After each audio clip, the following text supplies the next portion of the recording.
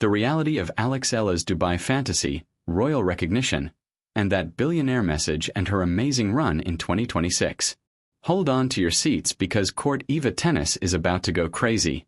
It will enter the world of tennis discourse like a powerful backhand and a Category 5 hurricane. You've already seen the headlines screaming about Eala winning Dubai and getting some kind of heartfelt life-altering letter from a wealthy sheik if you've spent the previous 48 hours anywhere on social media. From Manila to Madrid, everyone is sharing videos, screenshots, and utterly unsubstantiated hot takes as the whispers spread quicker than one of her cross-court wins. Therefore, Champions Tennis is here to do what we usually do before the rumor mill fully swallows this narrative up and spits out something utterly incomprehensible. Cut through the clutter, provide you with the unvarnished facts, and ensure that you get why this narrative is really, authentically, historically remarkable, even without the made-up flourishes that the internet likes to add. Here's the point, folks. Eala's real performance in Dubai this week was so incredible, so dramatic, and so full of true sports courage that it doesn't need any hyperbole to leave you speechless. Screenwriters spend years trying to create the kind of story that this young woman did in front of a crowd that felt more like a fiesta in the heart of the Philippines than a tennis tournament in the Arabian desert. And they hardly ever succeed in doing it convincingly. So grab your favorite drink, settle yourself, and allow Champions Tennis to take you chapter by gorgeous chapter through every single amazing, sad, and spine-tingling moment of Eala's Dubai fairy tale. Since context is crucial to comprehending the enormity of what just transpired, let's start at the beginning. In 2026, Alexandra Eala, known to her followers as Alex, to her closest friends as Lex, and seemingly a living hell for every opponent who has ever had the displeasure of facing her, arrived in Dubai, rated 47th in the world. In the harsh competitive world of professional women's tennis, where ranking points separate legends from footnotes and one bad week can erase months of work, 47 may seem perfectly respectable to the uninformed observer, but it actually indicates that you are still on the outside looking in at the true elite. Instead of becoming the prey, you remain the hunter. Instead of having a ranking to defend, you are still the youthful challenger with much to prove. And there was a serious doubt about this Dubai campaign for a 20-year-old who had just had a painful first-round loss at the Australian Open earlier this year, being eliminated by Alicia Parks before she had even had time to warm up. Could Eala overcome the disappointment, change her mindset, and rediscover the form that caused the tennis world to take notice during her incredible run at the Miami Open in 2025? As it happened, the response was given with the delicacy of a thunderclap. Her opponent was not your typical journeywoman attempting to rise through the ranks as Eala stepped onto the duty-free tennis stadium court in Dubai for her second-round match. Jasmine Pini of Italy, rated 8th in the world and one of the most adored and respected players on the whole WTA circuit, was waiting for her, rested, focused and brimming with the confidence of a reigning Dubai champion. This same competition was won by Pini in 2024. She was familiar with every blade of grass in Dubai. Naturally, in a metaphorical sense, given that it's a hard court, and she was a huge favorite going into this match. The kind of favorite where the majority of truthful tennis commentators would have dismissed Eala before to the coin toss and proceeded to predict the quarterfinals without more consideration. The next performance was among the most breathtaking, technically flawless, and emotionally stirring that Champions Tennis has seen from a player in recent memory. In the opening set, Eala emerged like if someone had stoked a fire under her.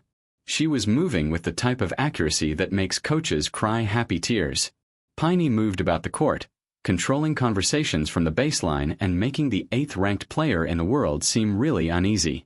In what amounted to a startling declaration of purpose, Eala won the opening set 6-1 nearly before it began. The tiny but fervent Filipino group that was already in the stands went completely crazy. However, a dominating first set may be the most hazardous thing in the world since it has a horrible knack of rousing a sleeping giant. As everyone who has seen tennis for more than 5 minutes knows, Penny woke up in the second set. The Italian drew heavily from her vast reservoirs of class and experience, retaliated fiercely, and forced the game into a tiebreak, the stage when champions are really distinguished from contenders. Legends are created and hearts are destroyed. Here, the two players exchanged punches for more than an hour and 40 minutes in those 7-point knife bouts when each point seems like it weighs the whole match. And the crowd burst into the type of commotion often associated with a last-minute World Cup goal when Eala eventually converted her 5th match point. Her 5th, after the previous 4 slipped through her fingers to end the contest 7-6. This was more than simply a win. Eala's first top 10 win since her successful Miami campaign in 2025 was this one, and it made the loudest possible announcement that she had returned. She was dangerous and was going to cause a great deal of anxiety for everyone in the draw. Since Eala is more than simply a newsmaker, the larger background of her performance in Dubai should also be valued historically. She's creating history. There is a huge, intensely committed and passionate sports culture in the Philippines. However, Filipino fans have seldom ever had opportunities to rejoice on a worldwide scale during periods of true prolonged elite-level success in tennis. It is really unparalleled what Eala is creating match after match, tournament by tournament, and career high upon career high. She is more than merely a Filipino athlete who sometimes participates in high-level competitions. She is starting to emerge as a real serious competitor. The kind of player that enters a WTA 10,000 tournament, ranked 47th and advances to the quarterfinals after defeating a top 10 winner. Rivalries are formed around her because she is the kind of player whose games create the kind of audience enthusiasm that tournament planners dream of. She embodies the term star in the making, and Dubai 2026 was the time when the world saw that potential in all of its exciting manifestation. Consider the opponents she overcame throughout her run. Jasmine Pini is the world number 8 and the 2024 Dubai champion. Yet she is hardly a journeywoman, qualifier, or easy draw. A player with all the resources and experience who has triumphed on this particular stage and who is aware of every pressure point in the competition. After defeating her in a match that reached the brink, Eala asked her to take one more step, which she did.